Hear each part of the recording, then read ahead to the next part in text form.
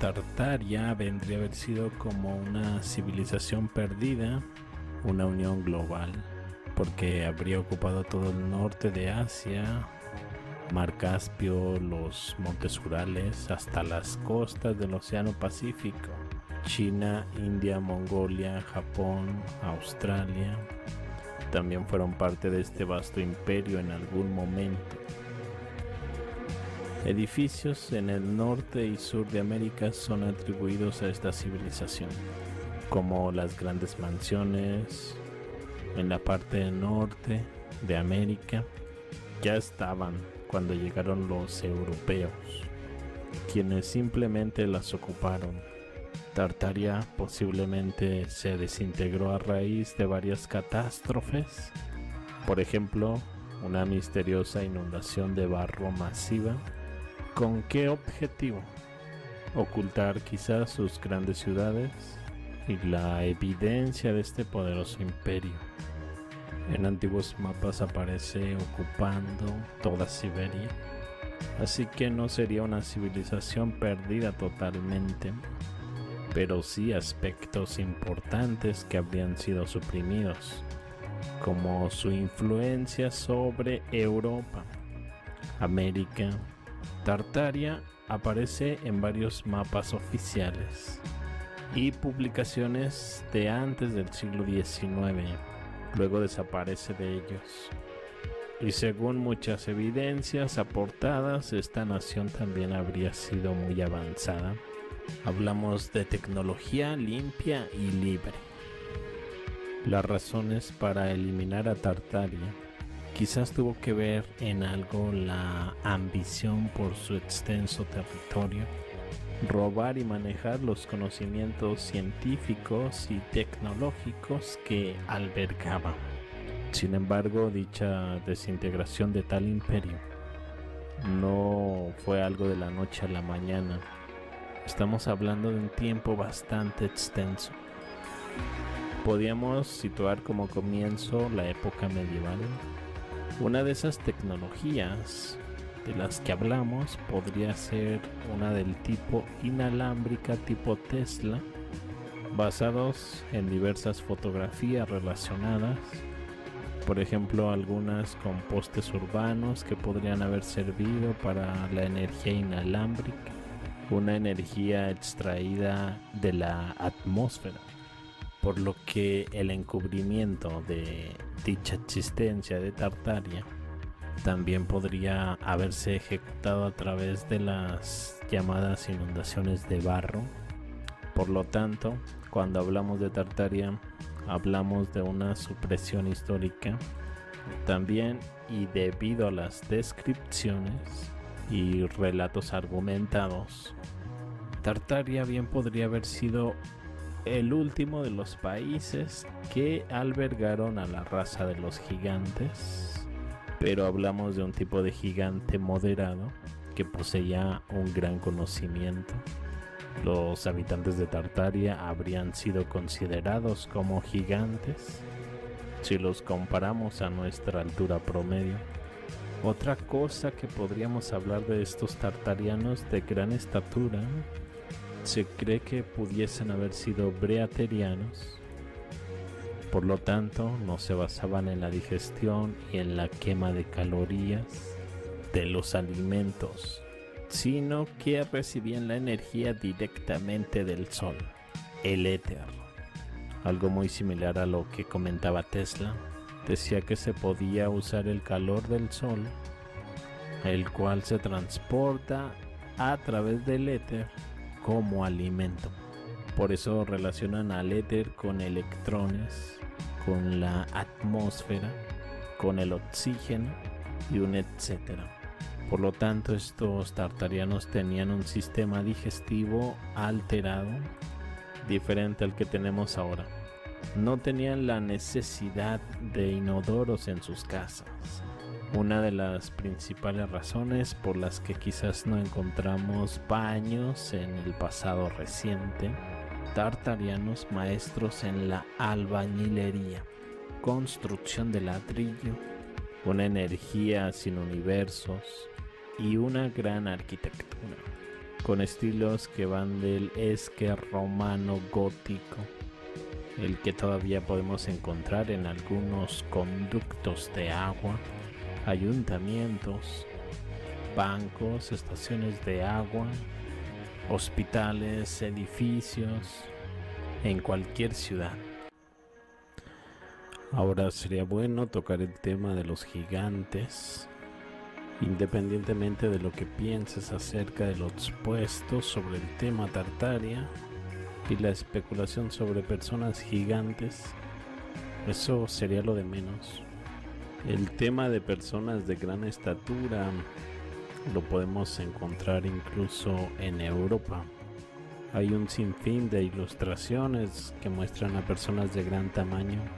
Hay un sinfín de teorías para dichos gigantes. Aparecen incluso en antiguas culturas. Un tema claramente controvertido y no está totalmente respaldado por la evidencia científica. Hay múltiples signos de la existencia de gigantes en el pasado muy reciente y al mismo tiempo basado en nuestra educación y conocimientos dogmáticos no podría haber gigantes.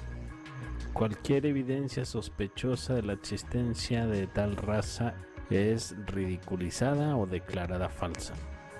Por ejemplo, existe toda una colección de artículos sobre gigantes. Aquel periódico del New York Times, siglos XVIII-XIX, donde se habla de dichos gigantes que se encontraban sepultados debajo de enormes montículos, túmulos, algunos con estructuras piramidales planas. Se asemejaban a pequeñas colinas aplanadas y dispersas por todo Estados Unidos. Los avances, las excavaciones y hasta documentación de esa época desapareció, probablemente porque recién estaba implementándose la teoría de la evolución de Darwin, y este tipo de hallazgos chocaba contra esta teoría ya oficial. Por lo tanto, se dedicaron a no creer en los gigantes y burlarse de cualquiera que lo hiciera. De hecho, se ignoraron todos los informes sobre algunos científicos que habían abierto montones de montículos de entierro en América en décadas anteriores. A menudo a quienes promovían este tipo de teorías eran acusados de falsificar los resultados o ser incompetentes. Quienes quisieron dar a conocer los sucesos de gigantes inmediatamente fueron desacreditados, perdieron prestigio, pasaron al olvido. Quienes encontraron restos fueron visitados. Los arqueólogos y otros científicos se han estado rascando la cabeza tratando de descubrir cómo se construyeron los megalitos antiguos y notables. Estas maravillosas estructuras consisten en gigantescas piedras que son tan pesadas que nuestra maquinaria moderna apenas puede moverlas, ponerlas en su lugar. Sin duda este capítulo nos llevaría a las misteriosas ruinas en busca de tecnología antigua y los secretos de construcción para obras megalíticas. Ahí tienen el antiguo Egipto. A lo largo de toda la historia de Egipto ha habido numerosos ejemplos de gigantes mucho más altos registrados, excavados y representados en el arte, además de ejemplos momificados que han sido ocultados al público. Toda la región del Próximo Oriente con míticas leyendas de seres humanos gigantes aparecen también en la Biblia. En el mundo hay una gran cantidad de edificios ubicados en diferentes continentes, los cuales para poder construirlos, incluso para una persona moderna, con sus técnicas, sería un problema. Se cree que los gigantes que una vez vivieron en la Tierra fueron los arquitectos de estas estructuras. Para muchas de las estructuras que vemos hoy en nuestro planeta, parecen haber salido de una película, porque el hombre no tenía las herramientas y la maquinaria necesarias para levantar cientos de toneladas de roca. Incluso hoy en día no existe la tecnología para erigir estructuras tan colosales. Bloques acabados con gran calidad, de máquina incluso, con agujeros perforados de modo perfecto. Esto se supone que fue realizado por una civilización que no tenía ningún sistema de escritura y que era ignorante. Sin duda algo no cuadra. Solamente en antiguos textos védicos y de Sumeria se afirma claramente el hecho del vuelo y muchas otras tecnologías avanzadas, incluso hasta para nosotros en la actualidad. También la versión de la navegación explica por qué las estructuras antiguas son tan monumentales, porque se crearon en lugares inusuales, porque se usaron tecnologías tan increíbles, etc. Ahora, respecto al éter, para ti, ¿qué es la electricidad atmosférica? Una forma olvidada de captura de energía 99% limpia. Consistía en utilizar agujas, cúpulas como las de estilo ruso, grecorromano y bobinas de Tesla. Según cuenta la historia, la electricidad atmosférica era el secreto detrás de los infames inventos secretos de Tesla para capturar literalmente la energía del aire. ¿Cómo funciona? Nadie lo sabe, pero tenemos como nota: la electricidad atmosférica funciona solo con un enorme mástil en alguna parte. La teoría de la tecnología es que al usar mercurio en el mástil, cúpula, obelisco, cualquier construcción, ya sea dorando con oro, mercurio o colocando frascos de metal llenos de mercurio en un cuadrado alrededor de la estructura, puedes amplificar la energía recibida. Creo que este metal es hierro, por lo que podemos especular que era un conductor, electrodo, o que tenía algún tipo de función relacionada con el magnetismo. Este cableado llega hasta el domo. Vemos este tipo de cúpulas por todas partes. Incluso el propio significado de estas cúpulas ya suena interesante. Vemos el propósito que tenían para los hindúes, el significado de las cúpulas.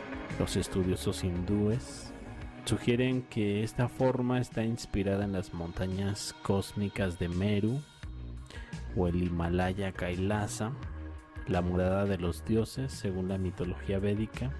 Cada Shikara y Urush Ringa se inclinan gradualmente hacia adentro en una curva convexa, utilizando un principio concéntrico de círculos y cuadrados rotativos que ayuda a concentrar la energía cósmica universal en el ídolo de la deidad justo debajo del Shikara. Los Shikaras heterogéneos ayudan al Shikara principal a concentrar la energía en varias partes del templo, creando así un ambiente vibrante.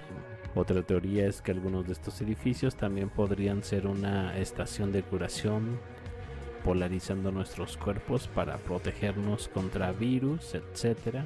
Somos principalmente agua y diferentes frecuencias tienen diferentes efectos en nosotros.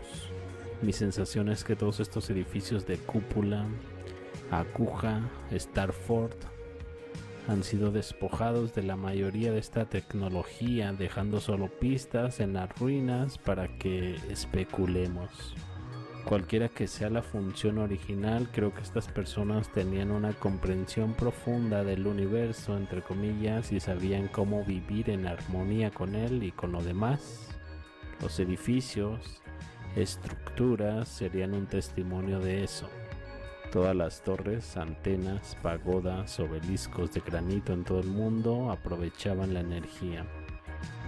Por lo tanto, a través de lo que se puede definir sobre Tartaria, bien podría haber sido el Imperio Otomano, un imperio que fue de una larga duración. Luego vino el descubrimiento de América, vino el Renacimiento, vino la Revolución Industrial. Dicho imperio en el apogeo de su reinado, unos 600 años, destacaron en arquitectura, ciencia, medicina, arte, etc. Sin embargo, hay descripciones conflictivas de los tártaros que la asemejan a este imperio. En América existe una descripción relativamente opuesta, relacionada al canibalismo y a salvajes supersticiosos. Sin embargo, por improbable que parezca, puede ser que las dos descripciones sean precisas. Tartaria es un área muy grande. Podemos pensar que los tártaros más avanzados hayan sido los aventureros, los exploradores, los pioneros y pobladores de América, y que los salvajes en realidad fueran los pueblos empapados en caballos que fueron fácilmente conquistados. Hablando de los tártaros que se encontraban en las estepas rusas, siberianas, asiáticas. Y si hablamos de que Tartaria pudo haber sufrido algún tipo de cataclismo climático, no es tan descabellado pensar en que incluso estos tártaros nobles hayan vuelto al salvajismo, como haría cualquier persona en una situación de supervivencia. Sin embargo, la Tartaria de los Estados Unidos, en comparación con los nativos americanos, es muy dispar. La bandera de Tartaria tenía una reputación muy grande en el pasado. Varias publicaciones enumeran al país entre todas las banderas. Publicaciones fechadas alrededor de 1865. Y para agregar algo de credibilidad, o quitarle algo entre paréntesis a la historia, a continuación puedes encontrar un extracto del documento de la CIA desclasificado en 1998 y creado en 1957. Tenemos también ciertos estereotipos relacionados con apariencias y creo que estamos muy lejos.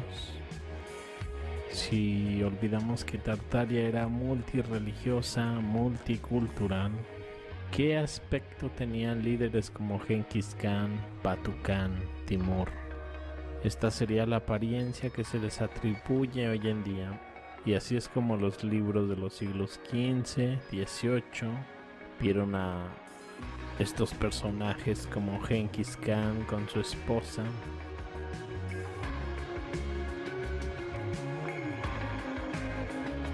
Timur. Aparentemente en Turquía tenemos algunas representaciones sobre Batu Khan. Sinceramente que no se parece en nada en lo que me enseñaron en la escuela. Tartaria tenía su propio idioma, bandera, escudo, su propio emperador, por supuesto su propia gente. Los reyes de Tartaria, una genealogía de los antiguos emperadores tártaros, tipos de vestimentas para el pueblo de Tartaria, bandera y escudo de Tartaria, representados por un búho, y la bandera del emperador contenía un grifo sobre un fondo amarillo. Sería bueno mencionar que en la tabla de las banderas británicas de 1783 hay 3 banderas diferentes enumeradas como bandera del zar de Moscú.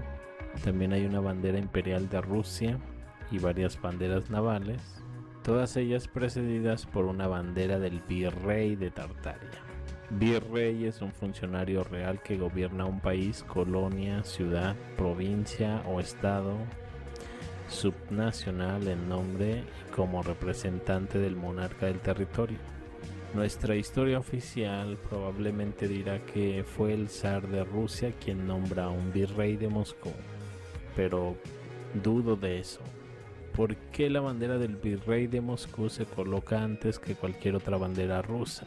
¿Podría ser que el virrey de Moscú fuera superior a su zar y estuviera supervisando cómo se dirigía esta posesión tártara?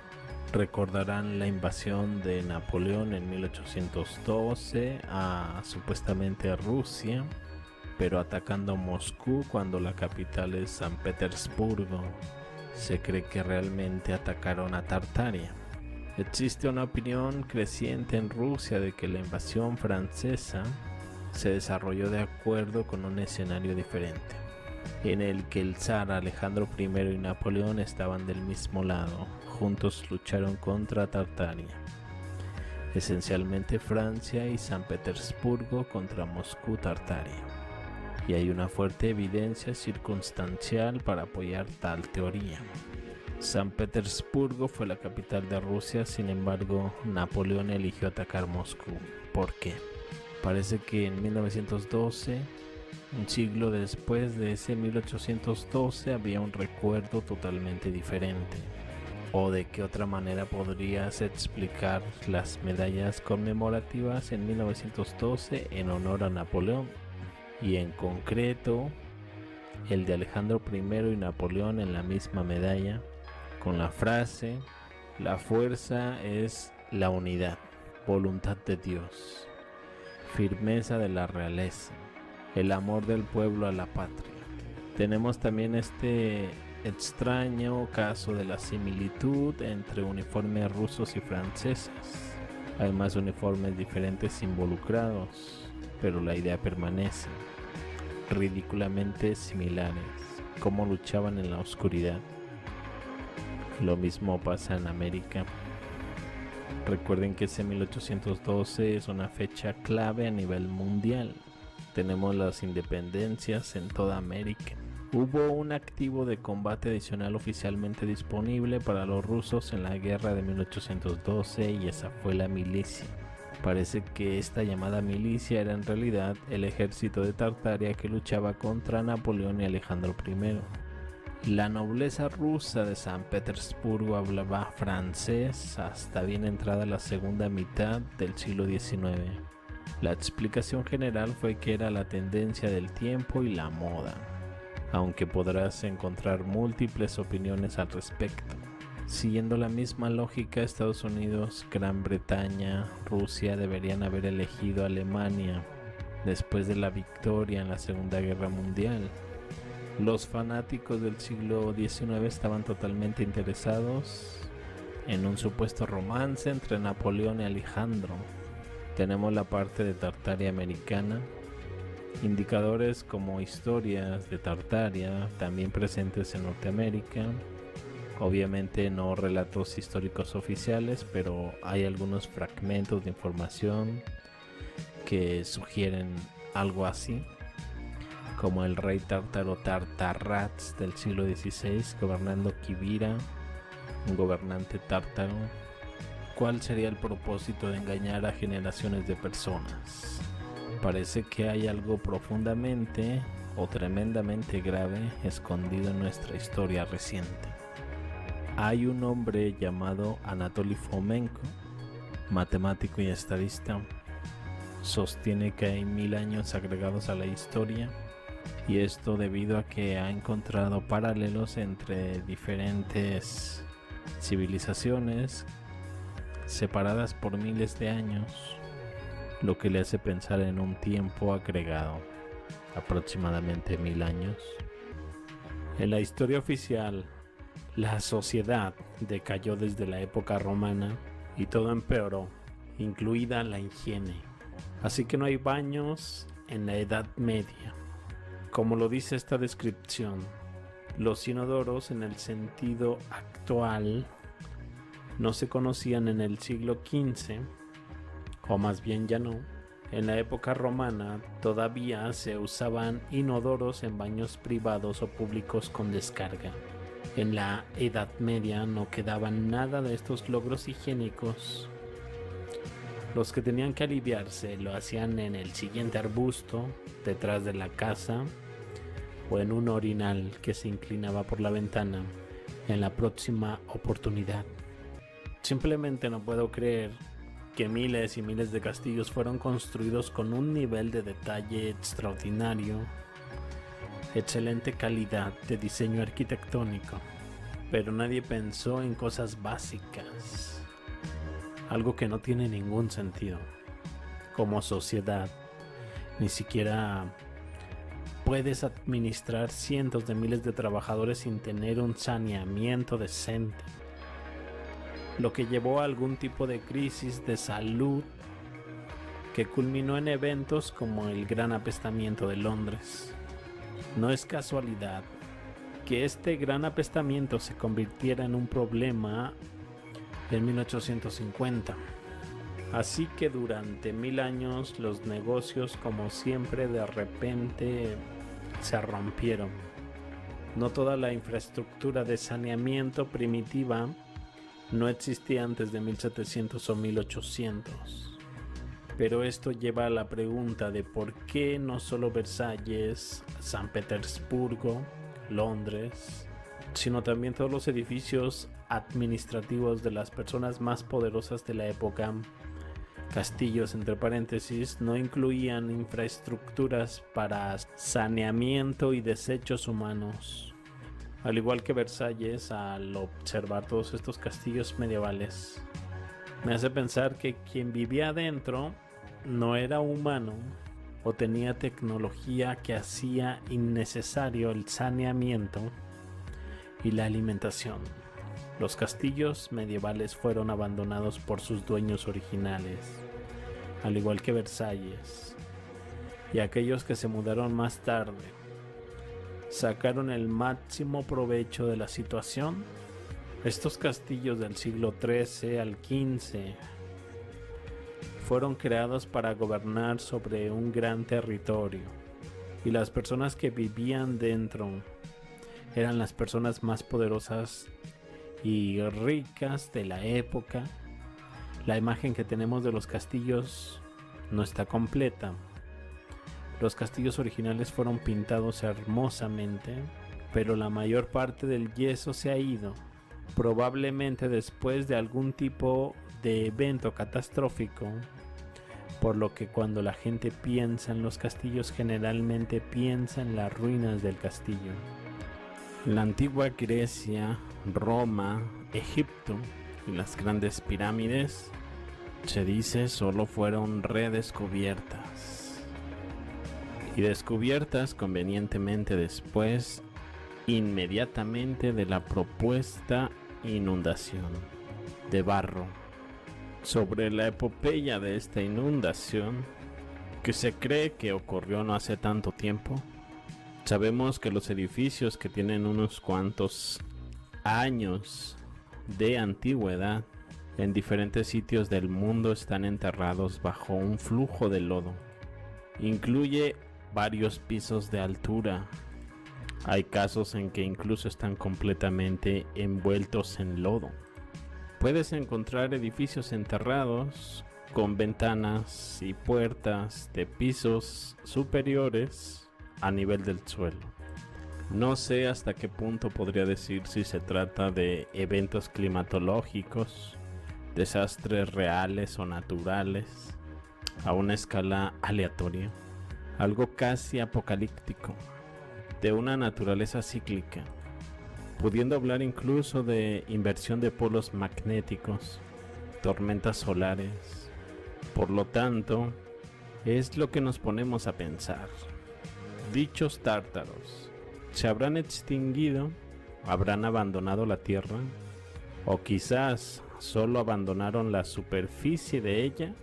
Porque dicha teoría sobre Tartaria postula un estilo de civilización que disfrutó de un estilo de vida moderno, un tipo de electricidad tipo Tesla, energía gratuita, máquinas voladoras y muchas otras comodidades aparentemente de alta tecnología. Muchos de estos artilugios son los que están insinuados en el arte, en la literatura de la época.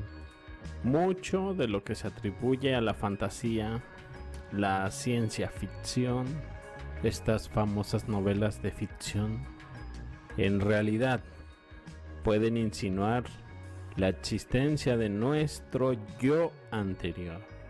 Aquellos quienes vivieron antes de este tipo de catástrofe, diluvio, inundación de lodo. Vuelve Fomenko y propone otra teoría, que es la de los 1000 años perdidos, más conocida como la hipótesis del tiempo fantasma, un tiempo agregado para poder reescribir la historia. Así que el año en el que nos encontramos actualmente, sabemos que hay 1000 años fantasma, y 1000 años alargaría periodos históricos. lo que los haría ver más lejanos. Obviamente, dicha propuesta ha sido rechazada categóricamente. Cuando te pones a investigar temas sobre inundación de lodo, comienzas a encontrar temas secundarios igualmente fascinantes.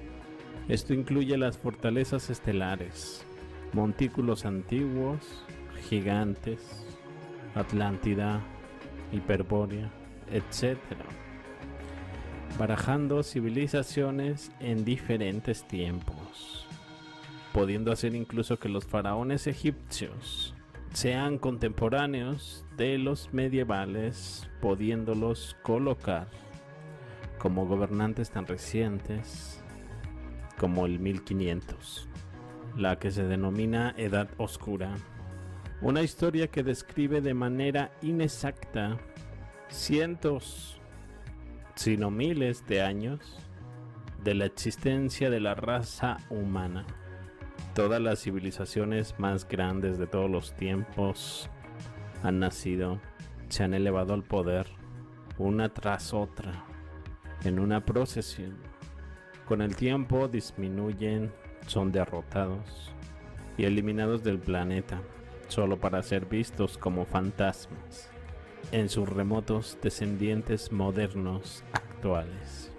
Sumerios, macedonios, egipcios, indios, turcos, los emperadores chinos, los antiguos griegos, el Sacro Imperio Romano Germánico, el cual se dice aún pervive en forma de las Naciones Unidas hoy en día. Para la cronología histórica actual, se habla que incluso Isaac Newton no estuvo de acuerdo en absoluto con las fechas dadas en las que estaba viviendo. Analizó con cierto detalle este trabajo. Existen informes de 1903 de grandes caídas de polvo que tenían un extraño origen. Estas caídas de polvo fueron alrededor y constantemente durante 3 años. Incluso pudo haber ocurrido 2 veces antes, siendo el evento de 1903 quizás el más pequeño. Estamos hablando de no menos de 10 millones de toneladas de polvo, limo, cayendo en varios países de Europa Occidental. Visto de esta manera, bien pudo haber parecido de una era oscura. Tanto es así que en 1816 el año no tuvo verano. Ese año hubo bastante lluvia y granizada. Todos los cultivos fueron destruidos. Cayeron inusuales tormentas de nieve. Los ríos congelados. Se acumularon cientos de metros de nieve. Hubo mucha hambruna y pobreza por aquellos años. Estos eventos bien podrían relacionarse a algún tipo de bombardeo sobre Tartaria, lo que dio como resultado un tipo de cambio climático. Entre 1816 a 19, ¿qué tipo de escritura empleaban los tártaros? Se dice que aún es confuso. Quizás en algún momento localicemos el alfabeto tartariano. Llama la atención que el idioma de Tartaria era aún uno de los principales hasta 1849, aproximadamente. Se incluía en pasajes como canciones de ópera. Un idioma que quizás pudo haber sido vecino de idiomas como el ruso, el alemán, el inglés, el francés, el italiano. Posiblemente uno de los más importantes en el mundo en ese momento. Existe un libro de 1739, se llama La Historia General de China. En él se habla un poco sobre la convivencia de los tártaros y los chinos. Recordemos que parte de China pertenecía a Tartaria. Convivían chinos y tártaros. En algunas partes del libro se habla sobre la escritura tartariana. Se dice que los caracteres tártaros eran de una naturaleza especial en la forma en que podían ser leídos. Incluso podías tener un libro, mientras lo leías, una persona que estuviera detrás de ti o enfrente de ti Podía leer también lo que estabas leyendo tú, de manera inversa, inclusive más rápido.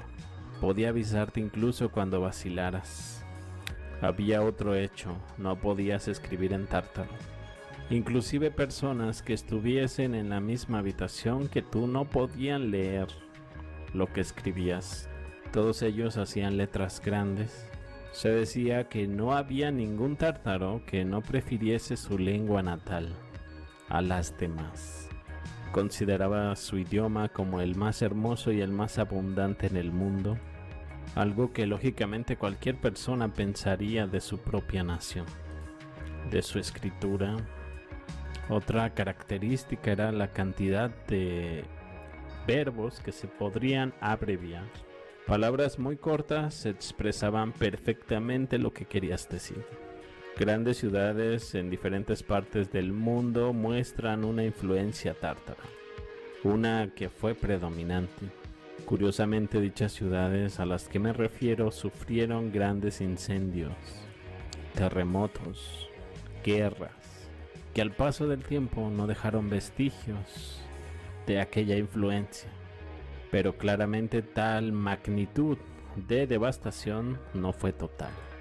La arquitectura tártara se caracterizaba por aberturas de arcos, columnas, cúpulas, torres, edificios con una energía de vibración electromagnética, una vibración que podía actuar sobre las moléculas y cambiar el comportamiento de las células. Todas estas en sí centrales eléctricas, hayan sido pequeñas o hayan sido grandes, tenían órganos tubulares para armonizar y curar a la población. Con ondas de sonido, hablamos de métodos simáticos, un sonido o una vibración que se expande en forma de ondas, ondas que percibe el oído, que llegan al cerebro. En el caso incluso de que sea algo artístico, puede conmovernos. Puedo entender que quizás son pocas personas quienes han oído sobre Tartaria. Tartaria representaba un antiguo orden mundial. Las teorías nos dicen que se destruyó para ocultar lo que este imperio representaba. Se convirtió en tan solo un mito y no se volvió a mencionar en la historia. Muy pocas personas saben de esto, y es que en la actualidad se desconoce de un sinfín de civilizaciones. En el siglo XIX dejó de aparecer en los mapas, quedó en el olvido, además de que fue una de las civilizaciones más grandes del mundo. También poseía una tecnología bastante avanzada. Dicha tecnología obtenida quizás a través de la unión de muchos países, diversos conocimientos. Posiblemente dicha destrucción fue también posiblemente por la unión de diversos países.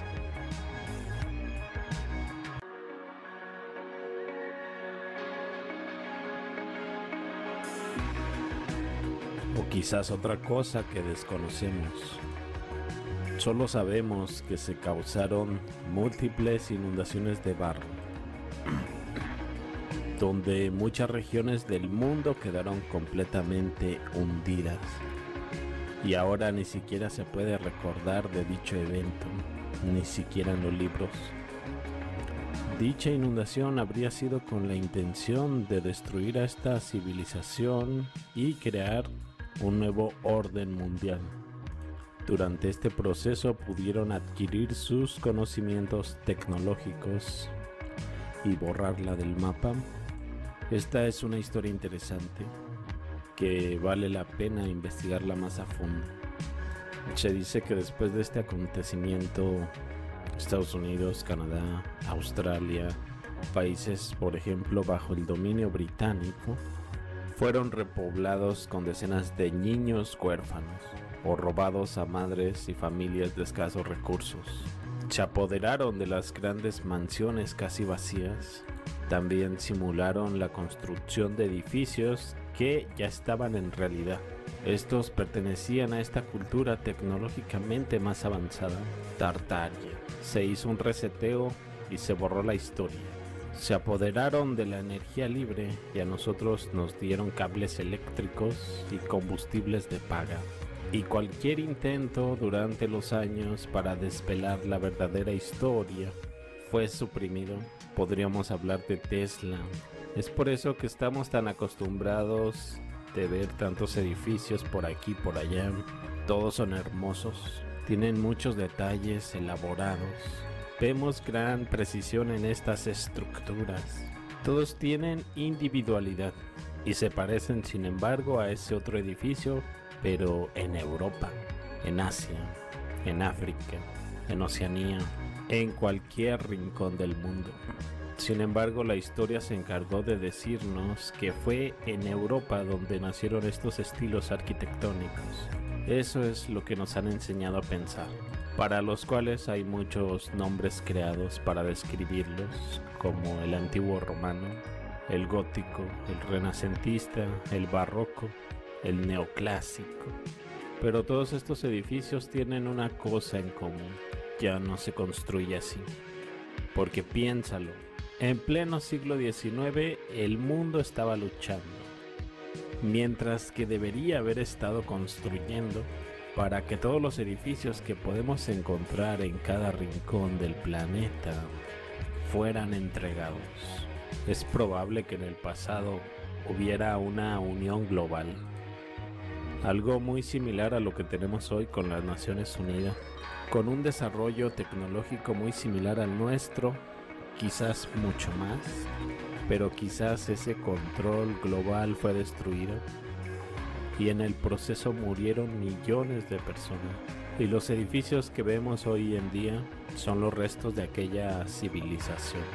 Dichos sucesos llevaron un largo tiempo, partiendo desde la Edad Media quizás, pero piénsalo también de este modo: las líneas de tiempo mundial están alteradas y no son realmente tiempos tan lejanos. ¿Recuerdas el lapso de tiempo fantasma de Fomenko? Por lo tanto, la propia historia mundial fue modificada intencionalmente, hasta un punto que es imposible decir qué pasó, qué no pasó. Pero tenemos aún más hechos interesantes para agregar al tema. El tema de los artistas capricho. Fueron un grupo de artistas contemporáneos a los cuales sus obras se les considera como fantasías. Pero no existe evidencia de que dichos artistas estuviesen inventando cosas. Más bien parece una manera conveniente para explicar la verdad incómoda. Tenemos por ahí a Hubert Robert, Giovanni Paolo Panini, Alessandro Saluzzi, Marco Risi, Luigi Rossini, Giovanni Battista Piranesi. Todos ellos vienen del siglo XVI, XVII, en un momento un poco anterior a lo que en la historia conocemos como el Imperio de Napoleón Bonaparte. Es en este periodo donde encontramos a varios artistas trabajando en este tipo de arte.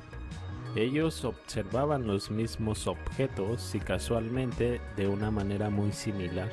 Vemos edificios semidestruidos con barro, tierra que llena los espacios entre estos edificios. Las personas que vemos en ocasiones en las pinturas parecen estar viendo estas ruinas y parecen estar asombradas porque es la primera vez que las ven. No lo sé, tal vez incluso hubo sobrevivientes. En dichos grabados aparecen estatuas de hombres, mujeres, animales míticos como grifos, centauros, etc. Quizás vivieron en una temprana Edad Media y dichas imágenes representan una destrucción natural.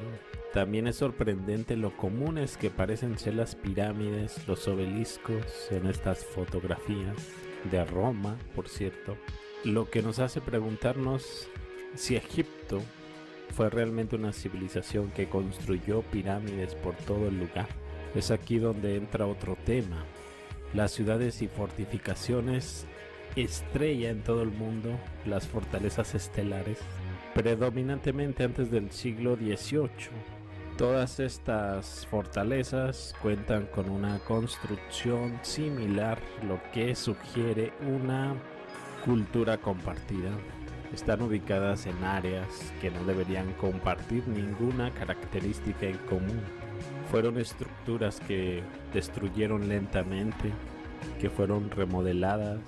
Muchas de ellas hoy en día no tienen el mismo aspecto que antes. Las características de nivel tecnológico en la construcción de estas fortalezas no se compara con las capacidades de la época ni las necesidades de la época. ¿Será que con esto podríamos decir que quizás nuestra civilización no ha hecho algunos descubrimientos, algunos de ellos quizás relacionados directamente con la naturaleza, quizás con vibración, las frecuencias del sonido, igual a geometría, una geometría secreta, una relacionada con experimentos de resonancia? Se dice que las formas geométricas mantienen un patrón de energía. Los científicos han hecho varios experimentos que dicen que ciertas formas geométricas afectan la materia que las rodea. Incluso un humano que observa una forma instantáneamente recibe una energía a su cerebro. Lo sé, suena como algo de la nueva era, pero ¿qué crees? Las formas pueden influir en la percepción pública. Una forma redonda está asociada con la suavidad, una forma angular con la dureza y así sucesivamente. Se dice que el espacio-tiempo se curva por la presencia de masa en un punto en particular. Así que posiblemente la forma de un cuerpo afecta en la curvatura y es proporcional a la masa presente en un punto, por lo que un campo gravitatorio de un objeto con forma de estrella difiere del de una masa puntual. Afecta la distorsión espacio-temporal. Seguramente que te has preguntado por qué algunos edificios tienen rocas de 25 toneladas apiladas en un lugar. Quizás hay una razón, incluso más de una. Hay una lista de literatura que trata de figuras arquitectónicas, espacios de vida que nos afectan física y psicológicamente. Entra otro tema interesante: las exposiciones internacionales. De estas exposiciones realmente se sabe muy poco. Muy pocos saben que en un pasado no tan remoto había una tendencia a nivel global: las exposiciones internacionales. Estamos hablando de cientos de ellas. En los grabados, ilustraciones, vemos una arquitectura tan elaborada. Si te pones a buscar puedes encontrar un montón de ellas en los siglos pasados, y sin embargo lograron permanecer fuera del conocimiento público porque muy pocos conocían sobre ellas. Encontrar una explicación posible para la construcción y destrucción ciudades completas resulta un poco incomprensible. Realmente resulta difícil de creer el hecho de construir ciudades enteras que son temporales. Se supone que eran edificios temporales, si acaso unos 6 meses que duraba la exposición. Hablan de un material usado para los edificios muy parecido al yeso, pero dudamos cuando sabemos que de hecho sí se conservaron algunos cuantos de estos edificios, que se supone que se volvieron a construir con materiales más resistentes. Conveniente explicación. Estoy seguro que estas ciudades ya estaban ahí, probablemente durante siglos, construidas por civilizaciones que claro amaban la belleza. Fueron capturadas como exposiciones para exponerlas y luego destruirlas. Sin embargo, me pregunto cuál era el verdadero propósito de estos eventos. Todas estas exposiciones tienen un tema en específico, pero empiezo a pensar que realmente era algo diferente, simplemente que no lo entendemos. Incluso la propia palabra expo, como si dijeras una exposición, una posición anterior, Además, incluso podríamos estar hablando de los indicios de una tecnología para la construcción que requiere ser examinada. Una tecnología que no usamos más por cualquier razón. Si usaras mármol o yeso, la tecnología seguiría siendo la misma, pero realmente no nos muestran cómo lo hicieron. Probablemente estos constructores podrían haber utilizado, por ejemplo, la impresora 3D para crear estos edificios o solo ciertas partes de ellos. Así posiblemente no hubo casi ninguna mano de obra cuando se construyeron, cuando se hicieron estos edificios originalmente. En realidad, la impresora 3D explica mucho. Se realizaban exposiciones industriales para mostrar los logros tecnológicos realizadas en muchos países. Siglo XIX, principios del siglo XX. Estas exposiciones se detuvieron por razones obvias. En todos lados se detuvieron. ¿Será esto solo casual? Hay pocas de estas expos que conservan sus catálogos de fotos. Hay catálogos de fotos con texto para estas exposiciones. Las exposiciones de París son consideradas las más famosas. Todo país interesado exhibió sus productos ahí. Y fue esta exposición la que marcó la pauta en el desarrollo mundial tecnológico, desde el arte hasta la industria militar, para estar en tendencia, como se dice hoy. Tales exposiciones se organizaron a nivel estatal en toda Europa, incluso América y África. Algo extraño en estas exposiciones, vemos algún tipo de iglesias en miniatura. El marco de tiempo es como una entidad desconocida, mientras que la similitud de los eventos sugiere que la cronología pudiera ser artificial, fantasma. También existen los denominados incendios urbanos, posiblemente provocados para la destrucción de la firma arquitectónica de la civilización avanzada. Una civilización presente en todo el mundo a una escala que no se puede explicar. El propósito de este ataque sería borrar esta firma y llevarla a otros niveles más manejables para la cronología, porque se supone que no debemos saber de esta civilización, porque esta es una pregunta de $1 millón. Por ahí puedes ver algunas fotografías de las consecuencias de estos grandes incendios. Inspecciona las fotos y sé honesto. ¿Qué tipo de fuego destruye esos edificios de ladrillo y concreto, sin ningún rastro de daño del incendio? ¿Cómo pueden árboles y postes de utilidad sobrevivir? ¿Qué fuego puede cortar bloques de concreto en línea recta? ¿Qué aspecto tendrían estos edificios a los edificios anteriores que fueron? Los remanentes se parecen más a una de estas ruinas de las exposiciones colombinas. Sin embargo, escuchamos en la corriente principal que estos edificios eran principalmente de madera. Lo que tenemos son cientos, quizás miles de incendios urbanos que destruyen grandes ciudades en diferentes partes del mundo. Es muy difícil encontrar una ciudad que no haya sufrido un destino similar. Chicago, Toronto, Nueva York, Montreal, Boston, Pittsburgh, Filadelfia, Sydney, Moscú, Wellington, Salzburgo, Detroit, Lisboa, Nueva Orleans y un grande etcétera. Tenemos también devastadoras inundaciones, terremotos, cientos de guerras de independencia, la revolución industrial que ocurre simultáneamente con los grandes esfuerzos de reconstrucción de estos incendios. Estos incendios compartían algunos rasgos sorprendentes. Daños devastadores a los edificios de ladrillo y mortero. Presencia de bizarros cortes diagonales en las paredes. Los árboles y los postes de madera no se queman. Unas actividades de reconstrucción súper rápidas. Y sin embargo, en pleno siglo XIX nadie se tomó la molestia de tomar fotografías de miles de personas limpiando todos estos escombros, o alguna foto de trenes de caballos llevando estos escombros. Por lo menos eso es extraño, las actividades de reconstrucción.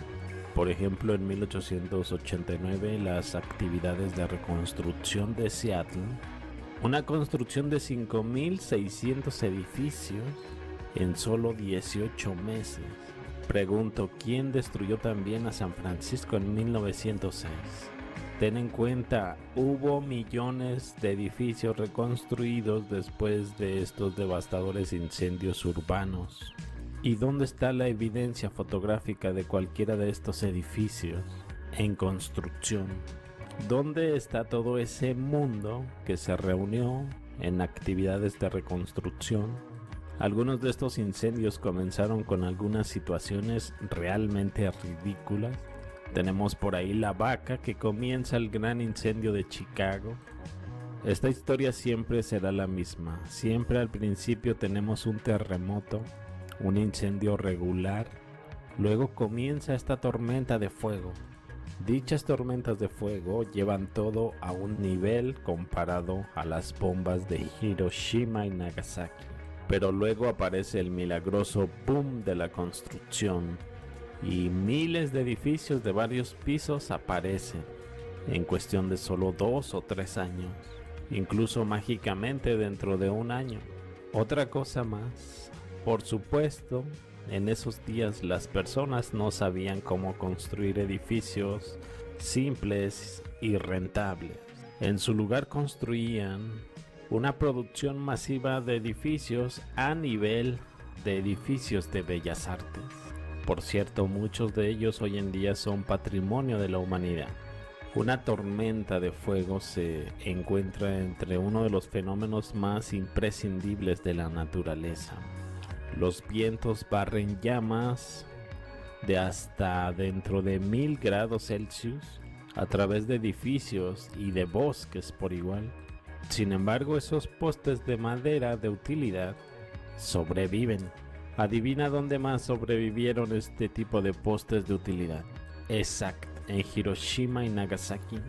Mientras que las fotos de los bombardeos pesados de la Segunda Guerra Mundial en la ciudad de Dresde, encontramos daños que ni siquiera son cercanos comparados a los de San Francisco por estos incendios. Dudo que podamos descubrir qué tipo de arma fue usada. El invento más cercano que se mencionó en el pasado, el famoso rayo de la muerte de Nikola Tesla, en 1930. Inventó esta arma de rayos de partículas que algunos irónicamente llamaron el rayo de la paz, capaz de generar un intenso haz de energía en su objetivo.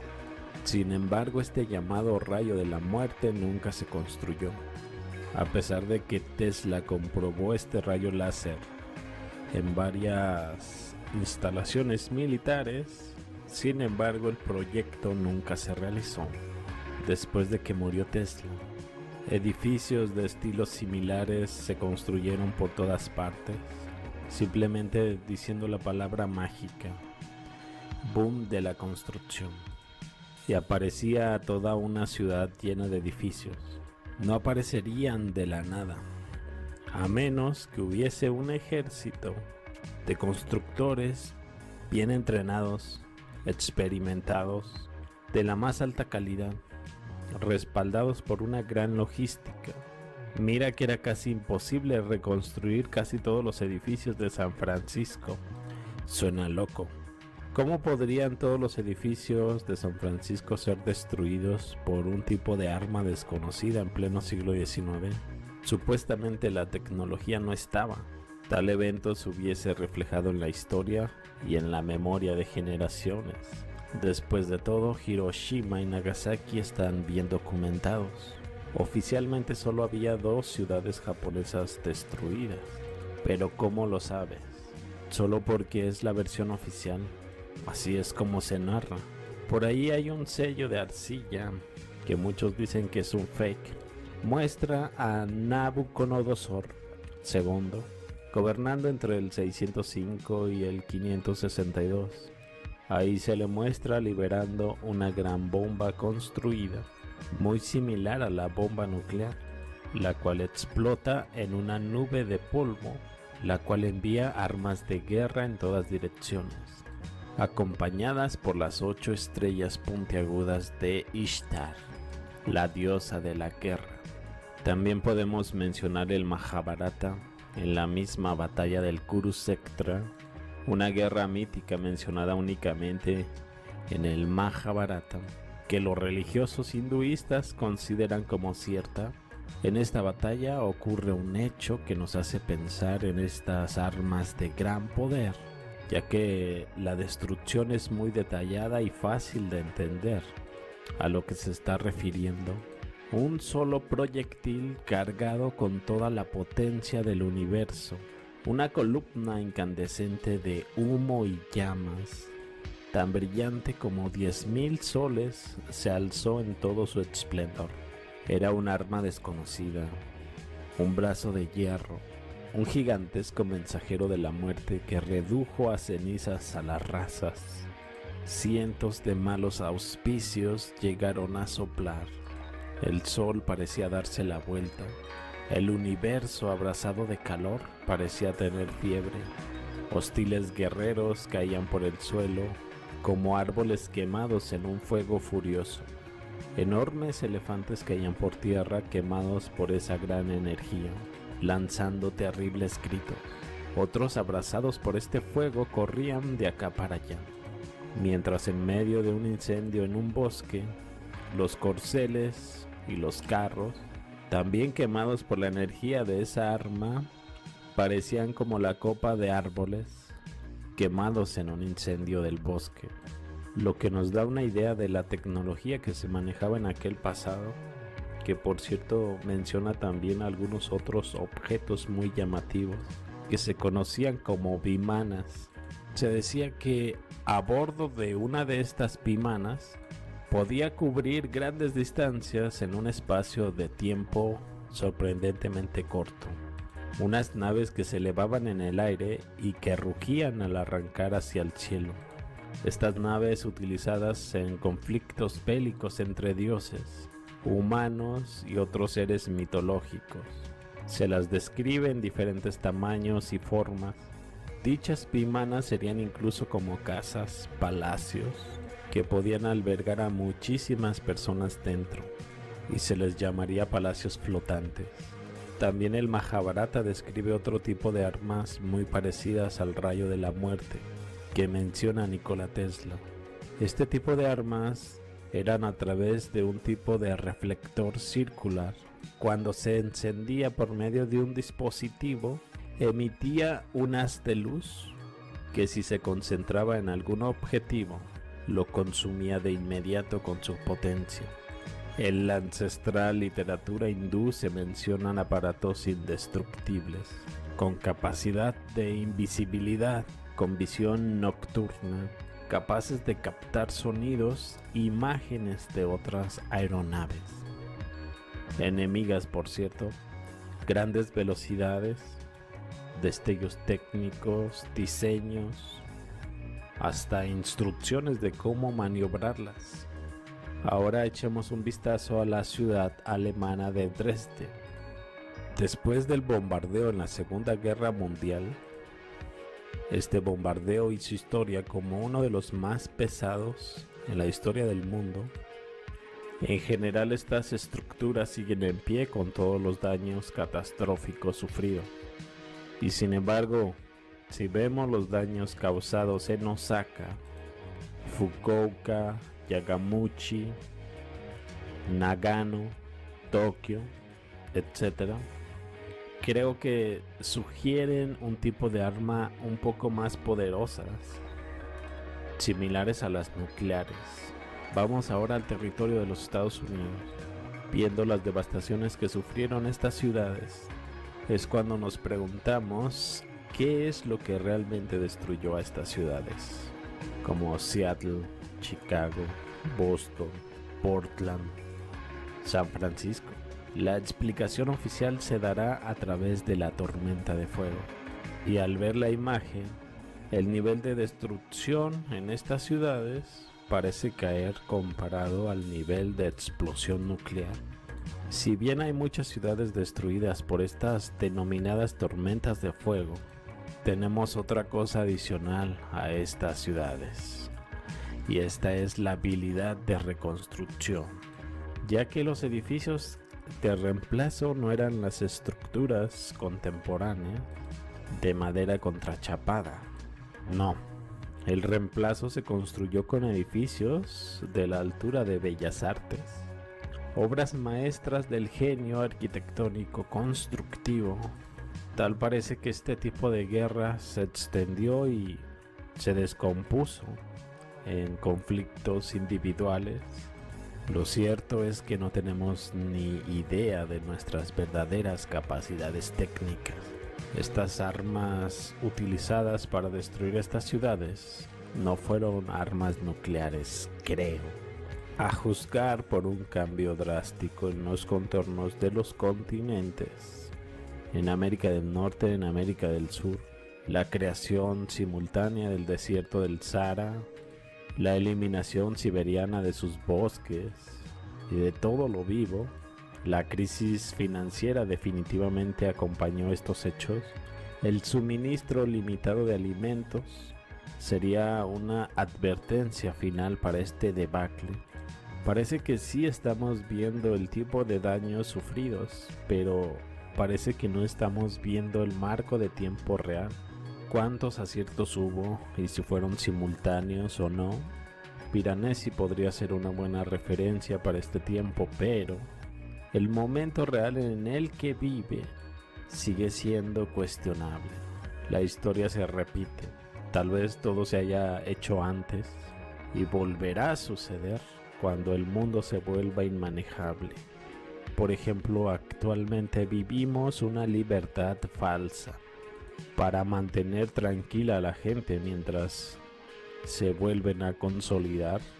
De cualquier forma, fueron eventos que sucedieron y que nadie recuerda su operación activa en curso. La escolarización ha cambiado de la educación a la programación en los últimos 100 años. Cuando das un paso atrás y miras todo en la teoría de la conspiración, toda esta historia alternativa como un todo, es cuando realmente empieza a cuadrar todo. En dichos incendios en las principales ciudades no parecen tener un humo significativo, manchas de fuego emanando desde las ventanas. Lo que sí se vio es gente que murió quemada, pero que sus ropas seguían intactas. Árboles, postes que no se quemaron aun cuando estuvieron a un lado de dichos edificios. Hay muchas fotografías mostrando ciudades casi vacías, a pesar de que se dice que hubo en algunos casos casi 0 muertos. ¿Dónde está toda esta gente? 23 de junio a un 14 de diciembre de 1812, Napoleón Bonaparte invade Rusia. Por aquellos tiempos, Napoleón contaba con unos 771,000 soldados. Curiosamente, el número de soldados franceses era menor al número de soldados aliados. Hablamos de diferentes nacionalidades en esta invasión. ¿Por qué tantos países europeos se ponen bajo el mando de Napoleón para invadir Rusia? Con un número de unos 700,000 hombres. Realmente resulta difícil de creer solo porque Rusia se retira de un supuesto tratado. También existen creencias de que Rusia se encontraba en un escenario muy diferente y que el zar Alejandro I y Napoleón estaban del mismo bando, juntos luchando contra Tartaria, ya que la capital estaba en San Petersburgo y sin embargo deciden atacar Moscú, o sea Tartaria. Es ahí donde ocurren estas medallas que ya les había presentado, 1812-1912, en honor a Napoleón y Alejandro I. Esta medalla habla de una unidad entre ambos. Pero según la historia oficial, ¿dónde estaría esta unidad de la que se habla? Ya que según la historia oficial ellos dos lucharon entre sí. Incluso podemos ver la notable similitud entre uniformes rusos y franceses. Y a lo que llamamos las milicias en realidad podrían haber sido el ejército tartariano. Para este siglo XVIII la nobleza rusa hablaba francés, supuestamente por ser la tendencia del tiempo y la moda. Qué irónico que esto estuviera sucediendo después de la terrible guerra que acababan de tener con los franceses. Es aquí donde encontramos los verdaderos motivos de Napoleón y sus aliados en la invasión a Rusia, que realmente sería la invasión a la Gran Tartaria. Es aquí también donde vemos los acontecimientos del gran incendio hacia Moscú. Realmente habría sido una farsa de la historia oficial, ya que hay un descubrimiento que así lo dice. Hace algunos años, un ciudadano de Moscú compró algunas propiedades en el sur de Francia, cerca de Toulon. Al ingresar a la propiedad, comenzó a reparar dicha mansión y al preparar restauraciones sobre los muebles de un escritorio, descubrió un diario de Charles Artois, un teniente del ejército de Napoleón. En su diario describía acontecimientos en Moscú en 1812, junto con los detalles de los acontecimientos del regreso del ejército de Napoleón a Francia. Este manuscrito pasó por una serie de exámenes y arrojó las siguientes palabras: me quedé en el patio de la gran casa rusa. El sol bajó e inundó todo con una gran luz dorada. De repente se incendió un segundo sol, brillante, blanco, deslumbrante. Este se ubicó a unos 20 grados sobre el segundo sol, un destello que no brilló más de 5 segundos, pero ha logrado chamuscar a Paul Berger, que estaba sentado bajo el balcón. Las paredes y el techo de la casa comenzaron a humear rápidamente. Ordené a los soldados que derramaran unas cuantas cubetas de agua sobre el techo, y solo porque estas medidas podrían haber salvado la finca. El fuego comenzó en este misterioso destello celestial. Fue la causa terrible del misterioso incendio que destruyó Moscú en aquel 1812. Agua y comida contaminadas, soldados sufriendo diarrea sanguinolienta, la más grande jamás vista, debilidad en los soldados en todos los términos, mareos, náuseas, que claramente se convirtieron en vómitos incontrolables, añadiendo el sufrimiento por los grandes destellos que provocaron el incendio de Moscú. Los médicos recomendaron dejar Moscú de inmediato. Así lo hicieron. Los soldados estaban cubiertos de úlceras y de llagas, y la radiación por estos dos grandes destellos mató tanto a personas como a caballos. Los dos grandes soles y los dos posteriores destellos pudieron haber sido quizás 2 misiles lanzados en contra de las tropas de Napoleón, las cuales se dirigían a Tartaria con el objetivo de hacer desaparecer el último gran bastión de este gran imperio. En este mapa de 1812 de la ciudad de Moscú, la parte más oscura correspondería a los daños sufridos por el incendio de Moscú. Al entrar a Moscú, comenzó a llover, luego de una gran explosión que incendió Moscú. Esta gran luz duró solo unos segundos y luego se precipitó sobre nosotros. Abandonamos la ciudad y nos dirigimos a casa. Mientras caminábamos, los pelos de los caballos y de los hombres comenzaron a caerse. Se produjo una extraña enfermedad entre los hombres, quienes estaban muriendo, los cuales escupían sangre. Existe también un hecho bastante interesante en los bosques siberianos. Hablamos de bosques que se estima tienen una edad de unos 200 años. Algo muy extraño sabiendo que la región de Siberia fue un terreno prácticamente inexplorado en las primeras etapas del siglo XX. Y también porque la vida útil de un árbol siberiano puede alcanzar hasta unos 850 años. Algunos otros árboles pueden alcanzar 500, 600, pero tenemos árboles que no rebasan los 200 años. ¿Qué pasa con esos antiguos árboles? Y sí, lo han explicado con los llamados incendios forestales que suceden de vez en cuando. Pero estos incendios no podrían dar testimonio hacia una gran región. 13,1 millones de kilómetros cuadrados. Aparte de que Siberia representa un 77% de la superficie terrestre de Rusia.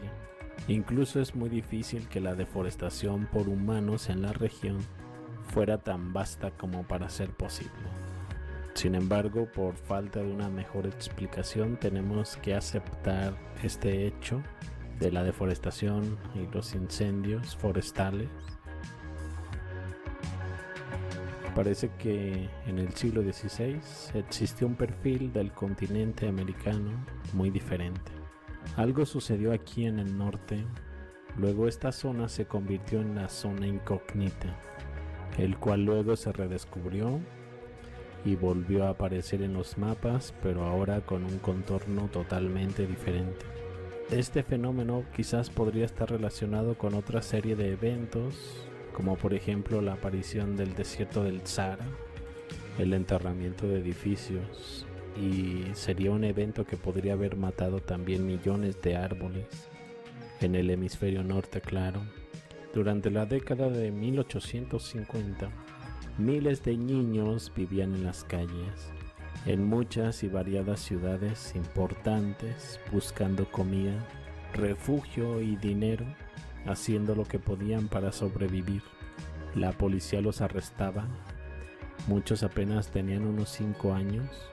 Para remediar la situación se decidió colocarlos en hogares, pero en diferentes continentes, por ejemplo el continente americano, y así evitar la vida en la que se encontraban.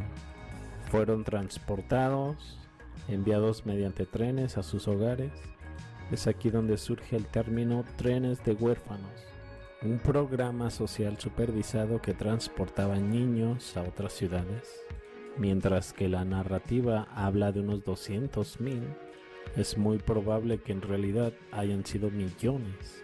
De esta manera podría explicarse por qué esta civilización actual no tiene ningún recuerdo de ningún evento hace mucho tiempo, eventos catastróficos que pudiesen haber ocurrido en 1850 y 1930. Cuando unes todo, aparece una imagen sombría. ¿No podrías preguntarle a esos niños qué sucedió realmente con sus padres? Sus padres bien podrían haber sido asesinados en aquellos incendios urbanos donde se dice no había víctimas. Formaron parte de una gran guerra. Y es que la verdad es imposible no dudar en la narrativa, y más cuando se dice que se obligó a madres a abandonar a sus bebés. Y es que el tema no se limita solo a Estados Unidos, varios otros países estaban en el mismo barco. Niños separados de sus hermanos, puestos en el trabajo, cualquier tipo de trabajo que prive a estos niños de su infancia, de esta manera impidiendo que su capacidad se desarrollara asistiendo a la escuela regular, así mental, física y social. Es moralmente peligroso y perjudicial. Ellos crecieron y siempre había una guerra a la cual asistir.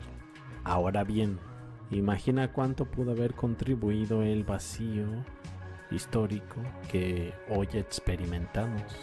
Cualquiera de nosotros podría ser descendiente de cualquiera de estos niños pobres. Todo estaría directamente relacionado.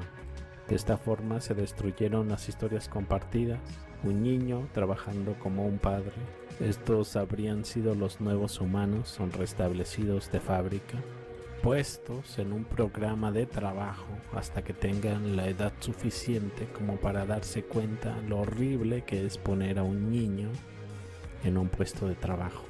De esta forma mejor enviar a sus hijos futuros a una escuela, preferiblemente, manteniendo a mamá y a papá en el trabajo, en la escuela, esculpiendo las mentes de sus hijos, a partir de un programa idéntico, donde se le programaría para adaptarse al momento en el que suene la campana para ir a la escuela. El objetivo no sería la educación, sino formar un perfil para el condicionamiento social, para el desempeño en el lugar de trabajo, cuando en realidad cualquier niño buscaría un perfil de su interés, pero ellos serían esclavos finalmente. Si uno mira los orígenes filosóficos de la educación moderna, por lo tanto, ¿cuánto crees que todo lo dicho pudo haber influido al vacío histórico que hoy experimentamos? Así que esta nueva generación, estos niños, aprendieron de sus nuevos padres y de estas escuelas lo que les dieron como la verdad. No existe un solo país que no haya experimentado una guerra. Una guerra destruye la memoria cultural. Los jóvenes mueren, las jóvenes trabajan en hospitales, todos ocupados. Están en un shock. Estos choques siempre suprimen la memoria para que toda la energía pueda dirigirse al problema en cuestión. Perfectas condiciones de recuerdos desaparecen en 1, 2 o 3 o 4 generaciones y luego se convierten solo en mitos y en fábulas.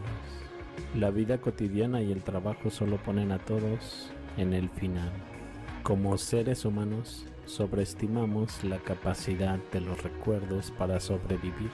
Nadie sabrá, por ejemplo, que el 11 de septiembre pasó otra cosa muy diferente que un ataque terrorista, si esto se incluye en un libro escolar.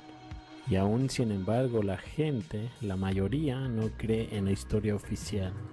Pero eso es lo que menos importa, porque moriremos, porque nosotros seremos reemplazados por libros escolares y las memorias culturales son mantenidas por intelectuales. Cuando no hay nadie para escribir algo, deja de existir. No importa si algunas personas lo recuerdan, ya que si no pueden conectarse con las demás personas y poder hablar de la gran falsificación, no pasa nada. Por ejemplo, hasta la aparición del internet, nadie era capaz de conectarse a un nivel más amplio. Hay que tener eso muy en cuenta. Las personas ni siquiera estaban en contacto los unos con los otros, ni en su propia ciudad. Solo se conectaban con las gentes que estaban dentro de su propio mundo, quizás y hasta solo escuchando la radio. Estos trenes de huérfanos podrían ser el arma humeante de una serie de acontecimientos que estaban sucediendo. Algo devastador que pudo haber ocurrido y que comenzó con la industrialización. La historia solo dice, de repente todos comenzaron a inventar cosas asombrosas y la gente se mudó felizmente a las ciudades, del campo pobre y aburrido. Y sin embargo, todos se volvieron más pobres y miserables. Hay algo que no encaja en la misteriosa historia de la industrialización, donde las historias del trabajo infantil van de la mano. Por cierto, los lugares a los que acudieron estos niños son siempre los mismos lugares que acaban de ser liberados de los nativos de América Occidental, Australia, Rusia, en toda América, y luego tomaban personas de Europa Central, América Occidental, luego las ubicaban en estos nuevos territorios que fueron colonizados durante cientos de años. No podemos siquiera comprender las implicaciones de todo el mundo, un mundo que estaba lleno de reinos independientes hace tan solo unos 300 años. Incluso podríamos pensar un poco en una posible era de canibalismo, representado en muchos libros antiguos, que daba una idea de cómo se veía el canibalismo y que podría ser una de las razones por qué estas épocas son tan misteriosas. En situaciones difíciles, las personas son obligadas a hacer otras cosas malas, como comerse a otras personas. Tenemos ejemplos como estos incluso en pleno siglo XX. Y si hubiese habido un tipo de reinicio global en plena mitad de siglo, las personas se hubiesen visto obligadas a hacerlo en una gran escala. Dicho canibalismo pudo haber sido institucionalizado, dirigido por las élites para poder alimentarse, hasta que la tierra volviera a ser cultivable, hasta que pudiera restablecerse la agricultura nuevamente. Por lo tanto, a mucha gente le fue difícil cambiar su dieta tan fácilmente. Quizás podría ser el motivo por los que existen tantas catacumbas encontradas en muchos lugares del mundo. En dicho evento, las personas buenas hubiesen muerto primero. Los que se negaron a robar, los que dieron comida, los que se negaron a comer cadáveres, los que se negaron a matar al prójimo, los que se resistieron a este canibalismo. Hay veces que pienso que la presión evolutiva favorece más a los psicópatas. Por lo tanto, la gente con moral y principios son quienes se ven obligados a abandonar esta reserva debido a ciertos eventos traumáticos que pueden expulsar a las personas buenas de una sociedad en una sola generación, lo que puede dar una explicación bastante rápido de una sociedad del bien hacia el mal. Todavía sucede hoy en día. Cientos de personas buenas mueren debido a una falta de adaptación a esta sociedad. Claro, hoy en día sucede a un ritmo más lento que cuando hablamos de un tiempo en guerra, pero está sucediendo. Esto cambiaría drásticamente en la manera en que estaría organizada una sociedad. De esta manera realmente no tenemos una idea de cómo se veía nuestro mundo antes de esta era de eventos catastróficos, y la presencia de personas buenas disminuye cada vez.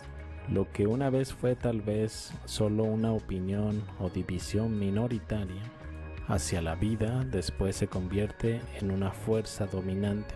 La historia y la memoria de quienes tenían diferentes puntos de vista murieron con ellos.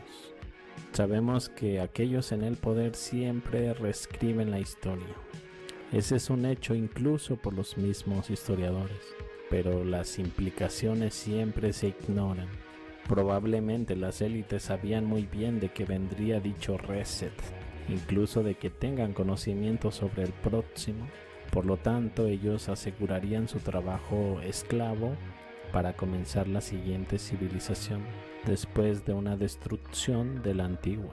Por lo tanto, es fácil deducir que solo se llevarían a niños a bases subterráneas, esperar un poco, luego salir y repoblar. El término trenes de huérfanos sugiere un proceso que estuvo bien organizado por personas que pudieron gestionar la población en muchos países, incluso en continentes, ya que los niños pueden aprender fácilmente lo que les digas. Creo que las naciones bíblicas eran bastante precisas antes de este reinicio. Después de esta catástrofe, los niños no recordaban su pasado. Hubo nuevos lenguajes, se establecieron nuevas naciones, estados. Pues bien, aquí termino. Espero les haya gustado. Suscríbete, comparte, déjame tu like. Me despido y los veo más adelante con más información. Hasta luego.